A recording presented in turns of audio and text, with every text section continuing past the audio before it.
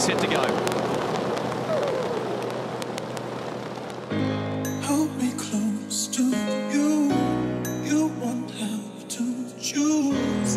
I've been searching for days for you. Hold me close to you. You won't have to choose.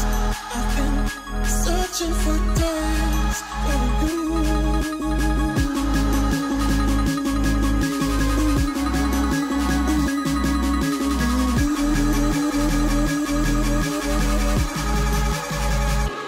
Maybe.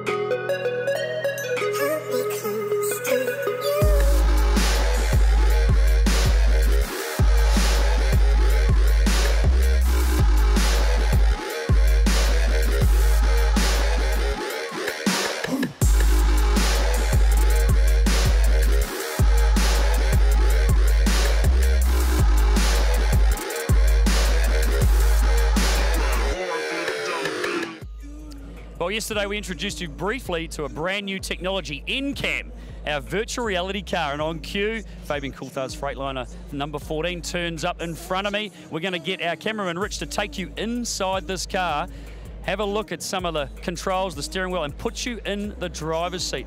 Now, these cars are a little bit different to what you have at home. There's a lot more stuff in here, but also the roll cage, the safety cell. It does impede vision ever so slightly when you're trying to see apexes of corners. The drivers sit very low, and yesterday we saw a few mistakes being made that were quite costly, which could have something to do with drivers just trying to get that pinpoint accuracy. We saw Mike Caruso get a puncture for touching the Turn 1 tyre bundle. We also saw Chaz Mostert get it slightly wrong, ever so slightly wrong at the apex of Turn 8, which put him in the fence. So sitting in this driver's seat, a bit different to what you have at home, and sometimes just getting it that little bit wrong can end in disaster.